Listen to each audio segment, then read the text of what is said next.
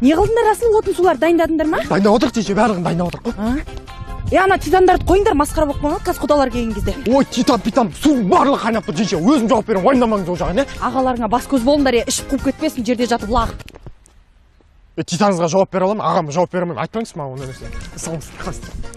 Өләй, естің ба? Лола деген қыз лото конкурс ұйымдастырып жатыр дейді. 1000 теңге. Сон ағаң ішіп атқан кезде қалтасынан 5000-ді алып, 5 билет алып, ұтпадық па бірдеңе? 3 iPhone, 2 Samsung, 40 ақшалай сыйлықтар ойнатып жатыр дейді. Қойш.